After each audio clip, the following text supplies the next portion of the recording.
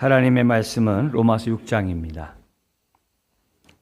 로마서 6장 246페이지 1절에서 14절 말씀입니다.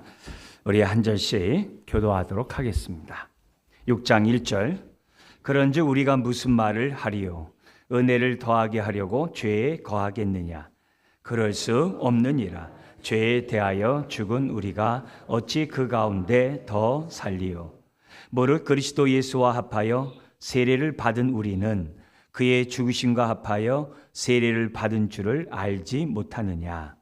그러므로 우리가 그의 죽으심과 합하여 세례를 받음으로 그와 함께 장사되었나니 이는 아버지의 영광으로 말미암아 그리스도를 죽은 자 가운데서 살리심과 같이 우리로 또한 새 생명 가운데서 행하게 하려 함이라. 만일 우리가 그의 죽으심과 같은 모양으로 연합한 자가 되었으면 또한 그의 부활과 같은 모양으로 연합한 자도 되리라. 우리가 알거니와 우리의 옛사람이 예수와 함께 십자가에 못 박힌 것은 죄의 몸이 죽어 다시는 우리가 죄에게 종노릇하지 아니하려 함이니 이는 죽은 자가 죄에서 벗어나 의롭다 하심을 얻었음이라.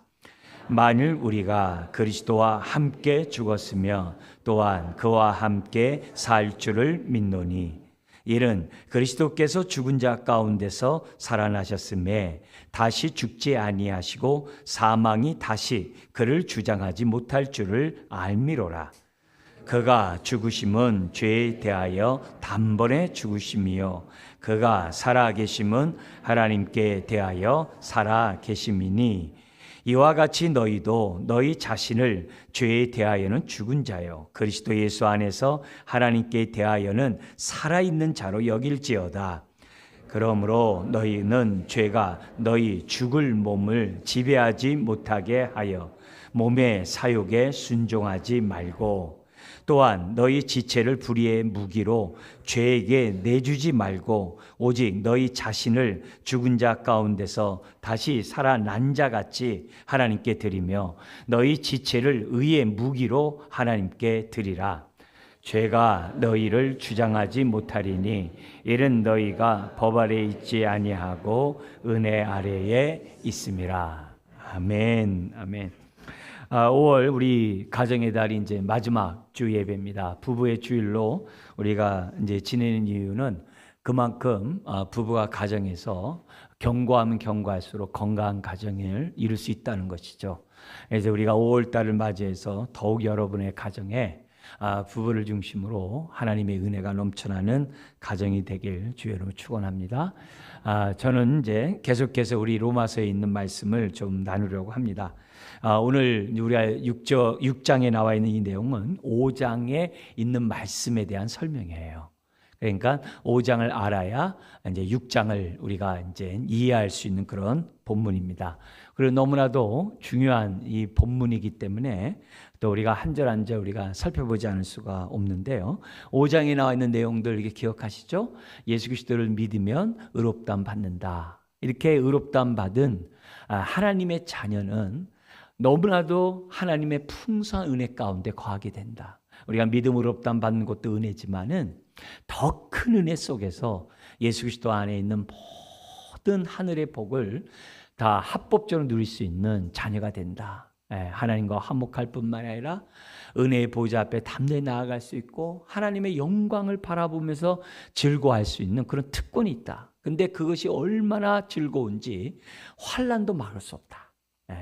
오히려 그 환난, 고난이 더욱더 하나님의 영광을 더욱더 이루는 그 소망을 더 이렇게 촉진시키고 더 앞당기게 할 뿐이다. 환난은 인내는 연단은 소망을 이룬다 하면서 이 우리가 자녀의 특권을 받은 이 즐거움이 얼마나 큰지 환난조차도 막을 수 없고 오히려 환난을 더욱더 우리로 하여금 그 은혜 가운데 기쁘게 한다. 이런 얘기를 해요. 그리고 칭의, 의롭다함 받으면 구원은 확실한 거다. 우리로 하여금 영화롭게 되는 그것은 이건 당연한 거다. 왜 그러냐? 우리 12절부터 21절에 예수 그리스도 안에 있지 않냐? 대표성의 원리로 예수님이 순종함으로 이루신 그 구원의 은혜는 믿기만 하면 다 예수 안에서 누릴 수 있는 것이기 때문에 구원의 확신, 훗날에 구원의 완성이 이루어진다는 그 확신, 그거는 취소될 수 없다. 그렇기 때문에 이 땅에서 예수 그리스도 안에서 우리가 하나님을 향하여 즐거워하는 삶을 살아갈 수 있다. 그러면서 5장 20절 21절에 이런 얘기를 해요. 율법이 들어온 것은 죄를 더하게 하려 함이라. 이 말은 뭐냐면 죄가 있는데 율법이 오기 전에는 죄가 밝히 드러나지 않아요. 근데 율법의 의무로 그것이 어떤 죄를 범했는지가 밝히 선명하게 드러난다는 말이에요. 그러면서 그러나 죄가 더한 곳에 은혜가 더욱 넘쳤다. 이런 얘기를 해요. 그러니까 더 풍성한 은혜의 복음을 지금 바울이 설명하는 거예요. 죄가 더한 곳에 은혜가 넘쳤다. 더욱 넘쳤다. 이런 얘기를 한 다음에 왜냐 하면서 설명을 해줘요. 왜 죄가 더한 곳에 은혜가 더욱 넘치게 됐느냐.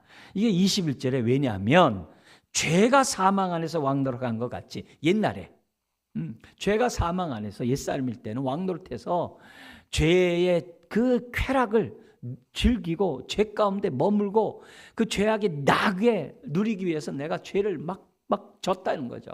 그렇지만 예수 그리스도를 믿고 은혜를 받으면 거기 뭐라고 돼 있어요? 은혜도 또한 의로 말미암아 왕노릇하는, 은혜가 왕노릇한다는 거예요. 은혜가 왕노릇해서 죄가 왕노릇하는 게 아니라 예수 믿으면 은혜가 왕노릇하여 우리로 하여금 우리 주 예수 그리스도로 말미암아 영생에 이르게 마지막 구원의 완성에 이르도록 한다는 거예요. 은혜가 단순히 구원만이 아니라 구원 그 위의 삶도 살아가도록 은혜가 우리를 통치하고 주관하고 인도한다는 거예요. 그래서 구원을 완성한다는 거예요. 그 얘기를 했어요. 근데 이게 21절이 얼마나 귀합니까? 근데 사람은 죄가 더한 곳에 은혜가 더욱 넘쳐? 이 말이 이렇게 딱 꽂히는 거예요. 그러면 은혜를 더욱 받으려면 죄 안에 거하면 되겠네? 죄를 더 지면 되겠네? 계속 죄 지으면 그만큼 은혜가 더욱 넘칠 거 아니야? 이렇게 삐딱하게 생각한다는 거예요. 그래서 그런 자들이 바울이 얼마나 많이 전도하고 하나님 말씀 복음을 전하면서 은혜의 복음을 전하면서 많이 토론했겠어요. 그리고 유대인으로부터 얼마나 많은 공격을 받았겠어요. 그러니까 로마 교회 성도들 가운데서도 당연히 이 일을 제기하는 율법주의자들이 있겠죠. 이 말에 바울의 은혜의 복음에 대해서 이 일을 제기하는 많은 사람도 있겠죠. 그러니까 바울이 그런 오해를 불식시키기 위해서 6장에서부터 기록한 거예요. 6장에 기록한 거예요. 그런데 이런 오해가 오늘날 우리들에게도 있어요. 심지어 교회 안에도 있어요. 이 세상 밖에는 다 그렇고 그런 오해들이 있다는 거죠. 그래서 거기에 대해서 우리가 명확하게 오늘의 은혜 복음에 대해서 우리들이 알고 우리가 믿음으로 대처하고 은혜의 복음을 누리는 저와 여러분들이 돼야 한다는 거죠. 그래서 그렇게 생각하는 사람들에게 1, 2절에 그런 생각조차 가지면 안 된다는 거예요. 1, 2절이. 죄에 거한다고 은혜를 더 받으려고 말도 안 되는 소리 하지 마라. 그게 1, 2절이에요. 그리고 나서 그 근거를 3절부터 11절에 십자가와 부활을 가지고 설명하는 거예요. 십자가 부활을 가지고. 믿는 게 뭐냐? 주님이 죽을 때 나도 죽었고 주님이 부활할 때 나도 부활했다는 것을 믿는 거래요. 그 연합의 진리의 말씀을 가지고 그 근거로 1, 2절의 말씀에 그 내용을 보다 더 세세하게 기록한 거예요. 그리고 나서 12절부터 14절에 오히려 죄 가운데 머무는 게 아니라 의 가운데 머물러야 한다. 그게 14절까지. 됐죠? 그러니까 세 가지 단락으로 되어 있는 상황 가운데 지금 우리가 좀 이 바울의 말씀을 단락별로 좀 살펴볼 필요가 있어요. 먼저 우리 1, 2절에 첫 번째 단락에서 바울의 질문과 답변이 뭔지를 우리가 좀 살펴보도록 하겠어요. 먼저 우리 질문 1절입니다. 같이 읽어볼까요? 그런즉 우리가 무슨 말을 하리요? 은혜를 더하게 하려고 죄에 거하겠느냐? 우리가 한글이라서 쉽게 읽습니다만 그 의미가 잘 이렇게 안 들어와요. 그래서 로마서는 제가 좀 설명을 좀 한다고 했습니다. 여기 보면 은혜를 더하게 하려고, 은혜를 더하게 한다, 이 말은 우리 표현으로 쓴다면 은혜를 풍성하게 하려고, 그죠? 은혜를 풍성하게 하려고, 은혜가 넘치게 하려고, 그런 표현이에요. 그러면 죄에 거하겠느냐? 이 거하다라는 말이 계속 거하다라는 말이에요. 계속 거한다는 말은 죄 가운데 뭐예요? 사는 게 일상이라는 거예요. 그 사람의 삶의 양식, 생활 양식이 그냥 죄, 진흙탕에 뒹구는 거예요. 그냥 옛사람에 의해서, 죄 아래에서, 그것도 죄를 즐기면서, 죄의 쾌락을 또 어떻게 돼요? 그 향취를 느끼면서 사람들이 살아간다는 거예요. 근데 은혜를 받은 사람이 죄 가운데 머물 수 있냐는 거예요. 말이 안 된다는 거예요. 은혜를 더 받기 위해서 죄 가운데 거한다고? 그런 말 할 이유가 없다. 그런 말도 안 된다는 거죠. 근데 이 얘기를 사도 요한도 얘기해요. 요한 1서가 있어요. 요한복음, 요한 1서, 3서, 그렇게 계시록 쓴 요한, 아주 예수님의 수제자의 가장 사랑받는 그 제자, 그런 요한이 있어요. 그 요한이 요한일서 3장 9절에 이런 말을 해요. 하나님께 난 자마다, 완료형을 썼어요. 예수 그리스도를 믿고 구원받은 자, 믿을 때 이미 구원이 이루어지잖아요. 그러니까 난 자마다 뭐라고 그러냐면은 죄를 짓지 않는다, 이렇게 돼 있어요. 하나님께 난 자마다 죄를 계속 짓지 않는다, 이렇게 돼 있어요. 나 예수 믿어서 죄 짓는데 이게 무슨 말이지? 예수 믿으면 죄를 안 짓는다고? 나는 계속 죄 가지고 계속 회개하는데 이게 뭐지? 여기서 죄를 짓지 않는다라는 그 말에 계속 있어요. 계속 죄를 짓지 않는다. 즉 뭐냐면 죄가 나의 생활 양식이 아니라는 거예요. 죄 가운데 뒹굴지 않는다는 거예요. 죄를 범하면 빨리 회개하려고 그러고, 죄를 거부하려고 하고, 은혜를 받으면 죄와 싸우려고 하고, 회개할 뿐만 아니라 내가 죄를 이겨요. 그래서 순종해. 그래서 하나님께 감사해. 그렇지만 또 넘어지더라도 뭐예요? 하나님 앞에 또 회개하고 또 일어서요. 아멘? 그러지 죄의 그 구렁텅이에서 내가 뒹굴면서 죄 짓는 게 생활 양식이 나의 일상생활이 아니란 말이에요. 말을 오해하면 안 돼요. 이 얘기를 로마서 8장에 바울이 또 해요. 우리 또 그때 우리 가서 우리 보기로 하고, 너희들이 은혜를 더 받으러 죄를 짓는다고? 나도 죄 짓어도 되겠네? 이미 예수 믿으면 천국 가는 게 따놓은 당상인데 뭐 어쩌라고. 그런 생각조차 할 수 없다는 얘기예요. 그 얘기예요. 뭐라면서 2절에 그 답변이 나옵니다. 뭐라고 답변하냐면 읽어볼까요? 그럴 수 없느니라. 죄에 대하여 죽은 우리가 어찌 그 가운데 더 살리요. 네. 그럴 수 없다 앞에 결코, 절대로가 들어가 있는 거예요. 결코, 절대로 생각조차 말라. 뭐라고 했냐? 죄에 대하여 죽은 우리가, 죄에 대하여 죽은 우리가 어찌 그 가운데 더 살리요. 근데 여기 죄에 대하여 그 앞에 뭐가 빠졌냐면요, 왜냐하면 누구든지, 이 말이 빠져 있어요. 그러니까 왜냐하면 누구든지 예수 그리스도를 믿는다고 하면 예외가 없어요. 은혜를 받으면 단 한 명도 예외 없다라는 표현이에요. 누구든지 죄에 대하여 죽은 우리가. 자, 근데 누가 죽었어요? 내가 죽었어요? 죄가 죽었어요? 잘 보고 얘기해. 그냥 듣고 얘기하지 마세요. 성경에 뭐라고 되어 있어요? 내가 죽었어요? 죄가 죽었어요? 성경에 뭐라고 되어 있어요? 죄에 대하여 죽은 누가? 우리가. 다시 한번요. 누구든지 예수 그리스도를 믿으면 죄에 대하여 죽었어요. 누가? 믿는 우리가. 죄는 여전히 살아있어요. 그러니까 예수 믿고도 죄 짓는 거예요. 네? 죄는 여전히 살아있어요.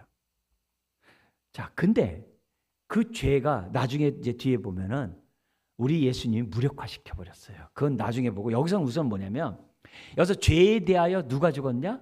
죄가 죽은 게 아니라 내가 죽었어요. 우리가 죽었어요. 예외가 없어요. 그러면 이 죽었다는 게 막 과거에 죽었다는 거예요? 언제 죽었다는 거예요? 예수님이 죽었대, 나도 죽었다는 거예요. 그 표현을 이렇게 쓴 거예요. 그래서 죄에 대하여 누구든지 죽은 우리가 강조해요. 그러니까 뭐라 그래요? 어찌 거기 나온 것처럼 그 가운데 더 여전히 계속 살리요. 있을 수 없다 이 말이에요. 자, 요 얘기를 조금 더 우리가 좀 자세히 좀 우리가 질문과 답변을 좀 보려고 해요. 여러분, 은혜 복음이 선포되는 곳에는 항상 이런 오해가 있어요. 만약에 오해가 없다면 은혜 복음을 전하지 않은 거예요. 예를 들면 복음을 전한다면서 이렇게 전할 수 있어요. 여러분 예수 믿으시면 복을 받습니다. 그래요? 저 예수 믿겠어요. 그러면 예수 믿고 착한 일 하세요. 그래야 당신이 천국 갈 수 있어요. 그러면 그래요? 그럼 내가 열심히 착한 일 해야 되겠구나. 선행을 해야 되겠구나. 막 이렇게 해요. 그런 복음에 대해서는요 거부감이 없어요. 왜? 착한 일하고 천국 간다는 데 대해서 이의를 제기할 사람 아무도 없어요. 그렇게 안 살아도. 응? 그럴 수 있어요. 얼마든지 그런 얘기가 있어요. 그리고 오늘 또한 이 은혜 복음을 전할 때 이렇게 얘기하면 여러분 선한 일을 해야 천국 갑니다. 좋은 일을 많이 해야 천국 갑니다. 그러면요 거부할 사람 아무도 없어요. 그죠? 근데 착한 일을 해서 천국 가는 게 아니라 예수 그리스도를 믿음으로 천국 간다니까 거기서 이제 문제가 생기는 거예요. 특히 누구예요? 법 없이 산 사람들, 남보다 의롭게 산 사람들, 남보다 착하게 사는 사람들, 남보다 뭔가 이렇게 남에게 정말 누가 보더라도 귀감이 되는 착한 선한 행동을 한 사람들이 화가 버떡 나버리는 거예요. 막. 은혜 복음을 전하면요 화가 뻘쩍 치밀어 올라요. 그래서 제일 많이 하는 질문이 이거예요. 아니 그러면 착한 일을 한 사람이 천국 가야 돼요? 예수 믿으면서 나쁜 짓 하는 사람이 천국 가야 돼요? 이런 얘기를 많이 질문해요.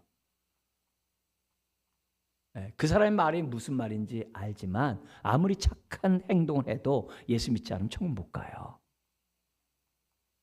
그죠? 그러니까 은혜 복음을 전하면 믿지 않는 사람들은요 다 거부감을 느껴요. 그럼 믿는 사람은 오해하지 않을까요? 믿는 사람도 오해해요. 목사님 예수 믿으면 천국 간다며요. 예수 믿으면 천국 가는 게 이미 딱 결정되어졌다면서요. 그럼 대충 살아도 예수 믿으면 되겠네요 하면서 다시 그냥 여전히 세상 사람처럼 옛사람처럼 그냥 살아요. 그러다가 죄송해요. 또 회개도 하고 기회가 되면 회개하고 그리고 주의 활동을 해요. 그리고 또 예배 드리고 그냥 옛생활 그대로 살고. 이게 뭐냐면 은혜 복음을 오해했기 때문에 그래요. 심지어는 예수를 믿으면서 어떻게 해야 돼요? 나는 이미 예수 믿기 때문에 내가 좀 이런 잘못된 일을 해더라도 하나님이 다 용서해 줄 거야. 편안해. 그러면서 아주 경계선, 옛사람과 새사람의 경계선을 넘나들며 신앙생활을 해. 왜요? 다 오해하기 때문에. 지금 바울이 얘기하는 게 결코 절대로 죄 가운데 우리는 조금이라도 머물러 있을 수 없다는 거예요. 그게 생활 양식이 아니라는 거예요. 우리는 전혀 다른 예수 그리스도 안에 거하는 그런 사람이 됐다는 것을 우리에게 보여주는 거예요. 그러면서 이제 뒤에 이제 15절부터 23절까지가 믿음으로 없담 받았다면은 의의 열매에 삶이 있다는 거예요. 왜요? 열매를 보아 그 나무를 알듯이 우리들의 의의 순종의 삶을 예수님처럼 순종의 삶을 통해서 은혜를 아는 자임을 증명하기 때문에 그래요.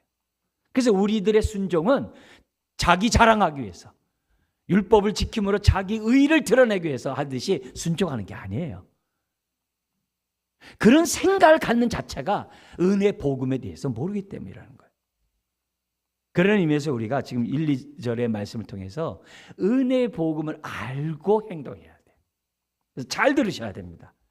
그래서 여기에 대한 바울의 답변은 우리가 은혜를 더 받으려 죄 가운데 계속 머물면서 옛사람처럼 살아도 되겠네 믿는데 절대 그럴 수 없다는 거예요. 그거는 너희들이 5장 21절에 이미 한 말을 오해했기 때문이라는 거예요. 지금은 죄가 나를 지배하는 게 아니라 은혜가 나를 지배하는, 은혜가 왕노릇하는, 은혜 안에, 예수 바깥이 아니라 예수 안에 거하는 나라 이런 거예요. 네. 그런 자가 어떻게 하냐. 이 얘기가 이제 7장에서 무슨 비유로 나오냐면요, 결혼의 비유로 나와요. 네.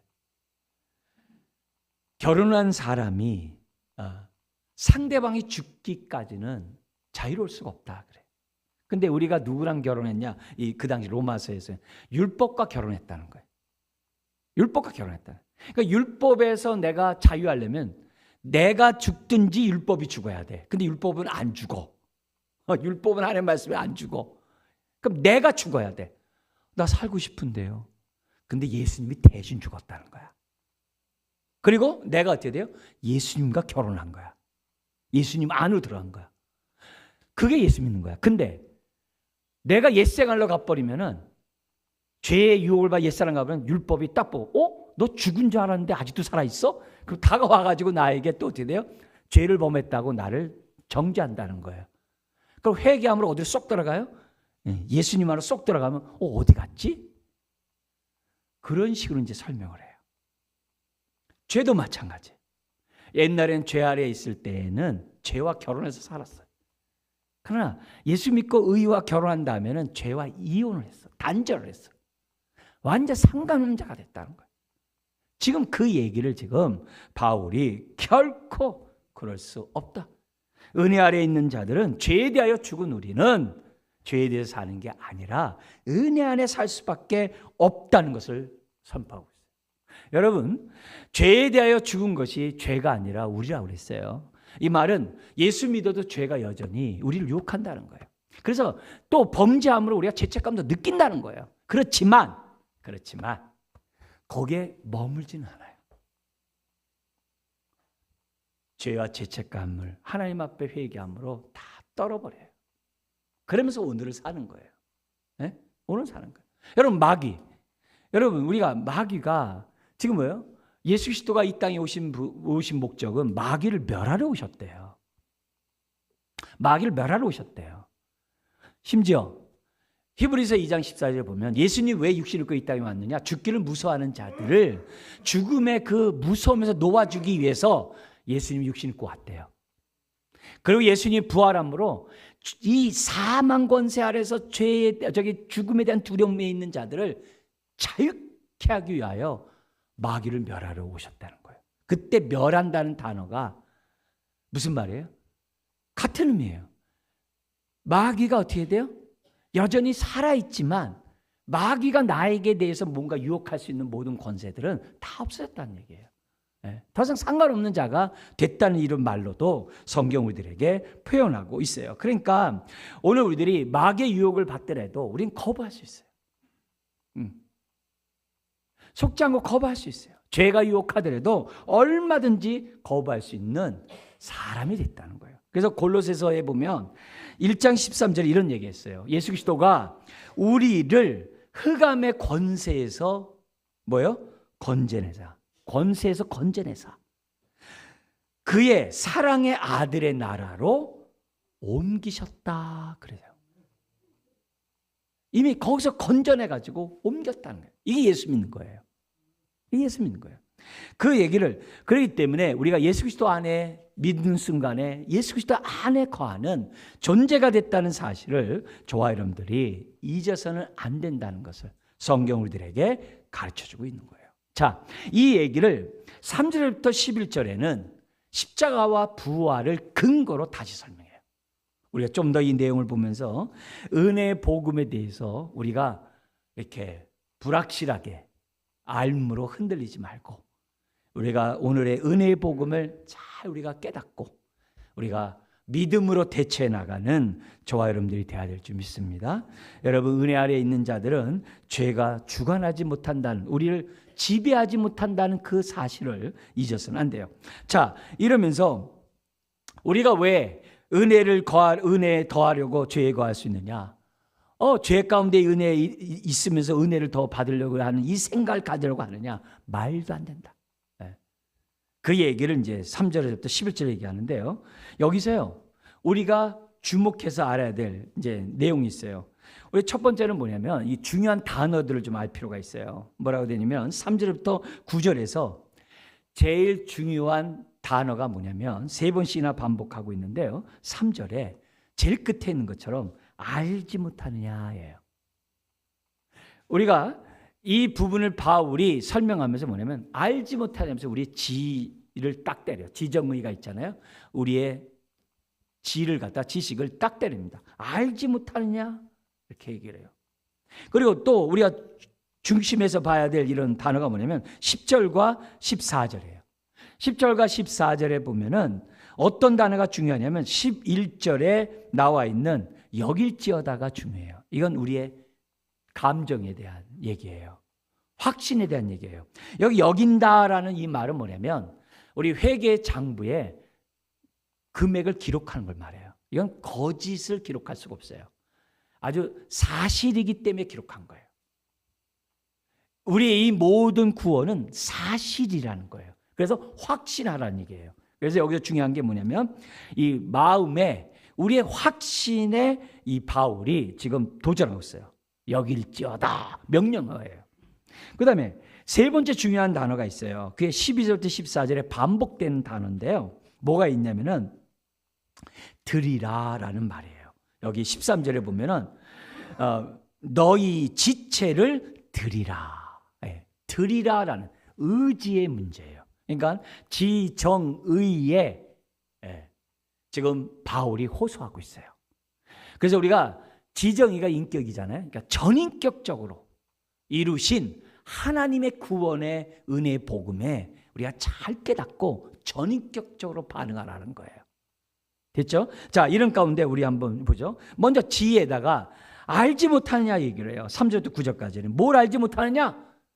우리가 예수 그리스도를 믿음으로 옛사람에서 떠나 새 사람을 덧입게 됐다는 거예요. 우리가 새로운 피조물이 됐다는 거예요. 존재가 바뀌었다는 거예요. 우리의 신분이 바뀌었다는 거예요. 옛날엔 죄의 종이었는데 지금은 의의 종이 완전히 바뀌었다는 것을 너 알지 못하느냐? 예수 그리스도를 믿음으로 너가 바뀌었다는 걸 알지 못하느냐? 이렇게 얘기를 해요. 자, 그러면서 우리에게 보여주고 있는데요. 3절 4절이 핵심이에요. 뭐라고 되어 있냐면은 무릇 그리스도 예수와 합하여, 이 합하여는 into예요. 영어로 안으로, 그러니까 안에 무릇 그리스도 예수와 합하여 세례를 받은 우리는, 합하여 세례를 받았대요. 이 세례는 물 세례를 얘기하는 게 아니라 성령 세례를 얘기를 해요. 이 세례는 우리 골로새서에서는 그리스도의 할례로 또 얘기를 해요. 손의 할례가 아니라 성령으로 하는 마음의 할례를 얘기를 해요. 그럼 이 할례는 뭐예요? 옛사람이 죽고 새 사람을 덧입는 걸 할례라고 그래요. 그게 세례예요. 그러니까 여기서 보면 예수 그리스도를 믿으면 예수 그리스도와 합하여 세례를 받았다는 거예요. 합하여 세례를 받은 우리는 그의 죽으심과 합하여 세례를 받은 줄을 알지 못하느냐? 예수님이 죽었대, 너도 죽었다는 거예요. 그걸 믿는 거라는 거예요. 그 다음에 여기 4절에 이 말은 우리가 이해됐죠? 4절에 뭐라면 그러므로 우리가 그의 죽으심과 합하여 세례를 받음으로 그와 함께 뭐 됐다고 그래요? 장사. 이미 2000년 끝났대요. 주님이 죽을 때 나도 죽었대요. 장사되었으니. 그러면서 뭐라 하냐면은 이는 아버지의 영광으로 말미암아 그리스도를 죽은 자 가운데서 살리심과 같이 우리로 또한 어떻게 돼? 거기 지금 생략된 게 뭐예요?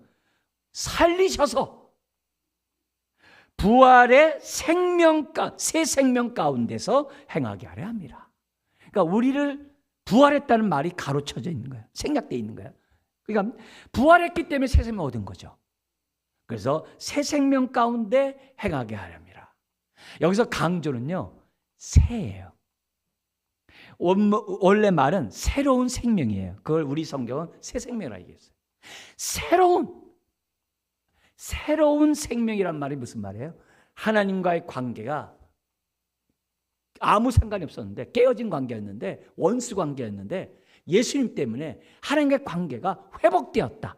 그게 새로운 생명을 얻었다는 얘기예요. 새 생명은 뭐라요? 관계 용어예요. 영생을 얻었다. 어디 있어요, 영생이? 우리 심장 안에? 우리의 뇌 안에? 우리 몸 안에? 영생이 있다? 그렇게 얘기하는 게 아니라 영생을 얻었다, 새 생명을 얻었다는 얘기는 하나님과의 관계가 이루어졌다는 거예요. 회복됐다는 거예요. 하나님 우리 아버지가 되고 우리는 자녀가 되었다는 거예요. 아시겠어요? 그러니까 우리가 뭐예요? 예수님이 어떻게 살리심과 같이 우리도 또한 살아나서 새로운 생명 가운데 뭐 한다는 거예요? 행하게 하려 함이라. 어떻게 해요? 계속 행하려 함이라. 이제 우리들의 삶의 스타일이, 삶의 모습이 새 생명 가운데 거하는 거예요. 살아가는 거예요. 뭐함으로요? 주님과 함께 죽었음을 믿고 주님과 함께 부활했음을 내가 믿을 때, 지금 그 얘기하는 거예요. 우리는 죄 가운데 있을 수 없고 하나님의 의 가운데 살아갈 수밖에 없다는 것이 지금 3, 4절이에요. 자, 근데 예수님을 죽은 자 가운데 살리신 것이 능력이에요, 영광이에요? 하나님의 능력으로 죽은 자 가운데 살리는 게 맞잖아요. 근데 우리 성경은 뭐라 그래요? 아버지의 영광으로 예수님을 살렸대. 예수님을 살린 것처럼 하나님의 영광으로 우리를 살린대. 그러면 왜 능력이라 안 하고 영광이라 했을까요? 능력을 통해 하나님의 영광이 나타났기 때문에 아버지의 영광이라고 얘기하는 거예요. 이해되셨어요? 예를 들면 나사로가 죽은 자 가운데 살아났을 때 하나님의 영광, 예수님이 뭐라고 그러냐면 하나님의 영광을 보리라 그래요. 하나님의 능력을 보리라고 그러지 않고 하나님의 영광을 보리라고 그래요. 왜요? 그 능력을 통해 영광이 드러났으니까. 그래서 성경 그렇게 쓰는 거예요. 네? 우리가 기도 응답을 통해서 병에서 나았어요. 하나님의 능력을 나를 치유하시니 감사합니다라고도 하지만 저에게 임재하셔서 영광을 나타내 보여주시니 감사합니다라고도 할 수 있는 거예요. 그죠? 그래서 이런 표현을 쓴 거예요. 그러니까 우리가 영광이라는 표현들을 이래서 우리들이 많이 쓰는 것을 보게 됩니다. 그래서 예수님이 장사할 때 나도 장사를 했어요. 그게 5장에서 대표성의 원리라고 했어요. 이걸 우리들이 믿는 것이 믿음이에요. 내가 죽어야죠. 그러지 말아요. 예수님 안에서 내가 죽은 거예요. 그걸 믿어야죠. 내가 뭐 해야죠. 그러지 말고 예수님이 이뤄놓으신 그 은혜의 그 선물을 나는 아멘으로 받으면 되는 거예요. 그리고 이 3절 4절을 좀 더 설명을 해요. 그게 5절부터 7절이에요. 그래서 왜냐하면 5절 앞에 있어요. 왜냐하면 하면서 설명하는 거예요. 뭐라고 하냐면은 만일 우리가 그의 죽으심과 같은 모양으로 연합한 자가 되었으면 또한 그의 부활과 같은 모양으로 연합한 자도 되리라. 근데 우리 한글에서 휙 지나갔어요. 아니 3절 4절에 없는 말을 썼어요. 뭐예요? 같은 모양으로라는 말을 두 번째나 썼어요. 아니 그냥 예수님과 죽음과 연합한 자가 되었으면 예수님의 부활과 연합한 자도 되리라. 이렇게 하면 되잖아요. 근데 왜 같은 모양이란 말 왜 썼을까요? 알면 목사가 돼야 돼요. 모르는 게 당연한 거예요. 그러면 왜 죽으심과 같은 모양이란 말을, 우리가 예수님이 우리와 같은 육체를 가졌지만 어떻게 돼요? 달라요. 그래서 같은 모양이라고 했어요. 모양은 비슷하다 이 말이에요.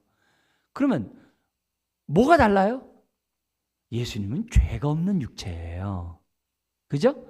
죄가 없는 육체가 이기 때문에 저와 여러분들을 위해서 대신 죽을 수 있는 거예요. 우리는 남을 위해 대신 죽을 수가 없어요. 그래서 죽으심과 같은 모양으로 연합한 자가 되었다고 얘기하는 거예요. 그러면 여기 보면 그의 부활과 같은 모양으로 연합한 자라고 했을 때 부활이면 부활이지 같이 무슨 또 비슷해. 이게 무슨 말이에요? 예수님은 부활하신 몸으로 지금 보좌 우편에 계세요. 아멘? 그러나 우리는 어떻게 돼요? 주님이 재림할 때 부활의 몸을 입을 줄 믿습니다. 그래서 비슷하지만 다른 부활이에요. 그래서 부활과 같은 모양으로라는 표현을 쓴 거예요. 그래서 우리는 다시 부활의 몸을 입을 그 나라를 바라보면서 오늘도 그 영광을 바라고 즐거워하는 인생이에요. 그 말뜻이 이 뜻이에요. 그래서 6절 보세요. 우리가 알거니와, 그죠? 우리의 옛사람이 이 예수와 함께 어디에 못 박혀요? 십자가에 못 박힌 것은, 그 다음 나오세요. 죄의 몸이 죽어 다시는 우리가 죄에게 종노릇하지 아니하려 함이니, 왜냐하면 이는 죽은 자가 죄에서 벗어나 뭘 받았기 때문에? 의롭다 하심을 얻었습니다. 얻었기 때문이다. 그러니까 믿음으로 의롭다 받는 이것이 우리 알고 뭐라고 하는 거예요? 죄에게 더 이상 종노릇하지 않는 자가 됐다는 거예요. 왜? 예수님과 결혼했으니까. 의에게 종노릇하지 옛사람에게 다시 내가 종노릇할 필요가 없다는 거예요. 이게 의롭다 받은 자의 특권이고 축복인 거예요. 자녀됨의 특권이고 축복인 거예요. 죄가 우리와 상관없어요. 이혼했어요. 단절했어요. 아무 상관없어요. 그 얘기를 7절까지 지금 얘기를 해요. 근데 여기 보면은 6절에 죄의 몸이 죽어라는 이 단어가 이제 뭐예요? 아까 예수님이 죽을 때 내가 죽었다 그랬잖아요. 근데 죄의 몸이 죽어 했을 때 여기 죽어는 어떤 단어냐면요, 무기력하게 하다라는 단어예요. 그래서요, 우리 철로역정에 우리 이 번연이 존 번연이 쓴 철로역정 있잖아요. 그런데도 우리 예화가 있듯이 또 많은 예화가 주일학교에서 있어요. 뭐냐면은 예수 그리스도를 믿기 전에 우리가 죄의 종이었고 마귀의 종이 돼가지고서 죄가 원하는 대로 막 살았고 마귀를 무서워하고 죽기도 무서워하고 꼼짝 못하고 살았는데 예수 딱 믿고 나니까 죄와 사망이 나랑 상관없는 거예요. 근데 죄와 사망이 사자야. 사자가 긍 하면은 그 소리만 나도 그냥 기죽어서 그냥 죄 앞에, 죽음의 두려움 앞에, 마귀 앞에 꼼짝 못했어. 근데 예수 믿고 딱 보니까 사자 목에 큰 쇠사슬이 딱 묶여가지고 여기 묶여 있는 것을 보게 된 거야. 그리고 엉 했는데 보니까 이빨이 하나도 없어. 그래서 손톱 발톱에 하나도 없어. 엉이 아니라 웅 이러고 있는 거야. 근데 응 소리에 내가 주눅 들어가지고 그 소리에 내가 그냥 기겁해가지고 내가 고기도 못 들었는데 딱 보니까 꼼짝 못하면서 소리만 엉거리고 있는 거야. 네? 그래서 그 밥그릇에 있어도 옛날엔 그 밥그릇에 내가 스스로 들어갔는데 밥그릇이 뭐야? 밥그릇 갖고 놀아도 응 해도 쇠사슬에 묶여가지고 꼼짝 못하는 거야. 그래서 우리가 주님의 은혜의 길로 나가더라도 나가는 길에 뭐 널널해. 그냥 사자가 아무리 해더라도 이게 개줄이 묶여 있듯이 아무렇지도 못해. 죄가 옛날에는 나를 갖다 묶어가지고 죄가 나에게 그냥 향기만 뿌렸어도 어떻게 돼요? 죄에 대한 향취가 있어가지고 막 내가 거기 그 중독에서 빠지는 못해가 죄를 짓고 막 그랬는데 벗어나지 못했는데 이 죄가 가만 보니까 예수님이 무기력하게 만들어가지고 죄가 아무리 유혹하려고 하더라도 밥맛이 없듯이 죄맛이 없어. 그렇게 바뀌어버리는 거예요. 왜냐하면 은혜의 맛을 아니까. 이게 희석이 돼가지고 그게 안 돼. 그러니까 그런 상태가 됐다는 거야. 그래서 죄의 몸이 죽어. 죄가 무기력해.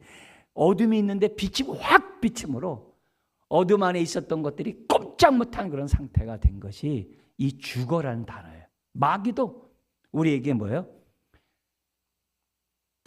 우리가 몰랐을 때는 마귀에게 속아가지고 무섭네, 뭐 마귀는 무서워, 좀 여름 되면 남낭 특집 되면 그거 다 쓸데없는 일이에요.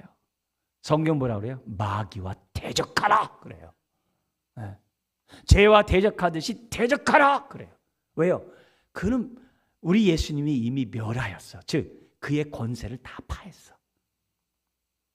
그래가지고 우리 주님이 그 사자 등을 갖다 꽉 바스를 해가지고 그냥 사지만 까딱까딱거릴 뿐이야. 그걸 딱 알아야 돼. 지금 바울이 그걸 알고 지금 믿음으로 없담 받은 자들은 그렇다라고 얘기를 하고 있는 거예요. 그러면서 8절 9절에 이렇게 얘기를 해요. 뭐라고 하냐면은 만일 우리가 그리스도와 함께 죽었으면 또한 그와 함께 뭐 한다고요? 살 줄 부활을 믿는다 이거죠. 당연히 믿죠. 그러면서 9절에 왜냐하면 이는 그리스도께서 죽은 자 가운데서 살아나셨음에 다시 죽지 아니하시고 다시 그를 주장하지 못할 줄을 내가 알기 때문에 10절에 뭐라고 그래요? 10절 11절에 우리가 뭐예요? 이런 주장을 하게 되는 거예요. 뭐라고 그러냐면 아까 얘기한 것처럼 두 번째 나온 것처럼 여기 있면 돼요. 주님이 죽고 부활할 때 나도 죽고 부활할 땅에서 이걸 내가 알면 나의 행동이 두 번째 단계로 나오는 거예요. 그게 10절과 11절에 여기게 된다 이게. 여기가 뭐예요? 여긴다는 게 뭐예요? 확신한다 이 말이에요. 확신한다. 뭘 확신하느냐? 10절과 11절에 예수님 때문에 우리도 그렇게 될 줄. 자, 10절 한번 보세요. 예수님이 죽으심은 죄에 대하여 어떻게 죽었대요? 단번에 죽었대. 네. 과거, 현재, 미래의 모든 죄를 다 대신 담당했대. 2000년 전에. 아시겠어요? 그게 단번에 죽었다는 거예요. 그러면 죄에 대하여의 대하여는 뭐예요? 예수님이 죄에 대하여 단번에 죽을 때 대하여는 뭐예요? 죄에 대한 대가. 그게 죽음의 형벌을 예수님이 대신 담당했다는 거예요. 죄에 대한 대가를 단번에 죽음으로 다 했다는 이 표현을 이렇게 쓰고 있는 거예요. 반면에 그가 살아계심은 하나님을 대하여, 여기 대하여는 뭐예요? 하나님의 영광을 위하여 살아계심이니 지금 영광을 위하여 살아계신다 이렇게 얘기했어요. 예수님이. 그렇다면 11절 이와 같이 똑같지요.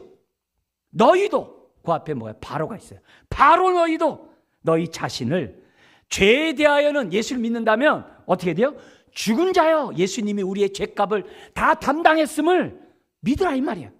그리고 그리스도 예수 안에서 하나님께 대하여는 어떻게 돼요? 살아있는 자로 뭐 하라고요? 여기 있잖아. 확신하라 이거예요. 예수님의 부활을 확신한다면 너도 확신하라 이 말이에요. 네, 그 얘기를 하는 거예요. 그런데 내가 다시 죄의 밥그릇에 들어가요? 그럴 수 없다는 거예요. 그 죄의 쾌락을 즐겨요? 그럴 수 없다는 거예요. 옛사람이 거하는 게 더 좋아요? 아니, 결혼을 했는데 새 사람과 결혼했는데 옛사람의 집에 가서 그러면 돼요? 말도 안 되죠. 그렇게 하지 말라는 거예요. 그러니까 예수님은 죄와의 관계를 끊어버렸어요. 그렇다면 우리도 관계를 끊어버리고 의의 새로운 관계가 됐으면 새로운 관계로 우리가 뭐예요? 여겨라 온전히 회복됐음을 믿으라 확신하라고 지금 두 번째 얘기해요. 자, 그러면 머리로 알고 마음으로 확신하고 이걸 끝나면 돼요? 아니죠. 죄에서 멀리 떨어져야죠. 그게 뭐냐? 12절 14절에 드리라 이거예요. 우리의 몸이 죄의 몸이 의의 몸이 되었으니 의를 위하여 주의 말씀에 순종하는 자가 되라 이 얘기예요. 그래서 12절 보세요. 그러므로 너희는 죄가 너희 죽을 몸을 뭐하지 못하게 해야 돼요? 지배하지 못하게 하여 몸의 사욕은 뭐냐면 뭐를 향하여 마음이 부리뜨 일어나다. 그 사욕에 순종하지 말고 충동한다고 거기 따르지 말고 그 얘기예요. 또한 너희 지체를 몸을 불의한 무기로 죄에게 내주지 말고 죄가 하라는 대로 막 움직이지 말고 오직 너희 자신을 죽은 자 가운데서 다시 살아난 자 같이 이제 누구에게? 하나님께 드리며 너희 지체를 의의 무기로 누구에게 드리라? 하나님께 드리라. 근데 여기 드리라가 뭐냐면요, 우리 성경 드리라면 되어 있습니다만 그 앞에 뭐가 있느냐? 지금 당장 드리라예요. 나중에가 아니라 지금 당장 우리 몸을 의의 말씀에 순종하며 살라 이게. 그러면 그럴수록 죄로부터 멀어지는 거예요. 더 멀리 떨어지는 거예요. 그러면서 뭐라면 14절에 죄가 너희를 주장하지 못하게, 통치하지 못하게 하라. 통치하지 못하게 하라. 왜냐? 너희가 법 아래 있지 아니하고 율법 아래 있지 않고 어디 아래 있다고요? 은혜 아래 있습니다. 그래서 율법과 관계는 7장에서 다시 설명해요. 자, 그렇기 때문에 오늘 우리들이 이 말씀 속에서 우리가 기억해야 될 것은 뭐냐면 죄가 우리를 주장하지 못하게 하라는 말에 절대 결단코 우리를 가지고 좌지우지하지 못하게 하라. 왜냐? 우리는 은혜 아래에 있다. 은혜가 우리를 왕노릇하고 다스리고 있다라는 사실을 딱 설명하면서 우리하고 뭐라 그러는 거예요? 1절 같이 은혜를 더 받으려고 내가 죄 지으면 되겠네? 죄가 더 있는 곳에 은혜가 더 많다니까 뭐 계속 죄 져도 되겠네? 라든지 예수를 믿으면서도 이미 뭐 구원받았고 뭐 천국 가게 됐는데 뭐 대충 살아도 되지 뭐. 그냥 회개 적당히 하고 그냥 대충 그런 생각조차 할 수 없다는 거예요. 왜요? 우리는 주님과 함께 죽었고 주님과 함께 살아난 존재로서 우리는 누굴 위해 살아야 돼요? 하나님을 위하여 살아가야 되는 존재인데 어떻게 나의 육체 옛사람을 위해 살아갈 수 있냐 이게 아니다는 거예요. 더구나 은혜로 이런 구원을 받았다면 은혜 안에 거야죠. 은혜 안에 우리가 살아가야죠. 어떻게 그럴 수 있냐. 말씀을 정리하겠습니다. 결국 은혜 안에 거하기 위해서 죄에 거한다? 말도 안 되는 소리 하지 말라. 말 같지 않은 생각도 하지 말아야 돼. 왜냐? 우리가 이미 새로운 피조물, 존재가 바뀌었고 우리 신분이 완전히 바뀐 옛사람에서 새사람이 된 자라는 거예요. 뿐만 아니라 우리는 죄의 통치를 받는 자가 아니라 하나님의 은혜의 통치를 받는 자로 완전히 하나님의 통치를 받는 자로 바뀐 자라 이게요. 완전히 갈라선 옛 것과 갈라선 자라는 거예요. 뿐만 아니라 이 몸이 옛날에는 죄의 몸이었지만 이제는 의의 몸으로 완전히 변화됐기 때문에 내가 다시 옛사람에 의해서 죄 가운데 있을 수가 없다. 그 얘기를 하는 거예요. 그래서 바울이 얘기한 것처럼 알라, 확신하라, 의지로 내 삶을 드리라. 그것이 믿음으로 말미암아 의롭다함 받은 자들이 전인격적으로 우리가 하나님 위해 살아야 될 우리들의 모습이라는 사실을 잊어서는 안 됩니다. 우리가 이런 삶을 살아갈수록 죄로부터 멀어지고 유혹으로부터 멀어지고 마귀의 권세로부터 멀어지고 죽음에 대한 두려움으로부터 멀어지고 더욱더 우리가 예수 그리스도 안에 복된 삶을 살아가는 저와 여러분들의 또 우리 가정이 될 줄 믿습니다. 기도하겠습니다. 하나님 아버지, 주여 내 마음에 은혜가 왕노릇하는 하늘의 축복을 주시니 감사합니다. 주여 우리가 예수 그리스도의 십자가와 부활을 나의 죄와 나의 의를 위한 십자가 부활인 것을 우리가 믿음으로 받아들일 수 있는 은혜를 주시니 감사합니다. 주여 의의 삶을 살아가는 열매로 내가 은혜 안에 살고 있음을 우리가 지배를 받고 있음을 주여 우리가 감사함의 영광 돌리는 주의 자녀들 되게 하여 주옵소서. 주여 우리가 예수님을 나의 구세주로만 고백하는 것이 아니라 나의 주님으로 고백하는 이것이 무엇을 의미하는지 주여 우리가 오늘의 말씀을 통하여 다시 한번 깨닫습니다. 주여 우리가 은혜의 복음 안에서 즐거워하고 은혜의 복음 안에서 누리고 은혜의 복음의 통로들이 되는 주의 자녀들 되게 하여 주옵소서. 예수님의 이름으로 기도드리옵나이다. 아멘.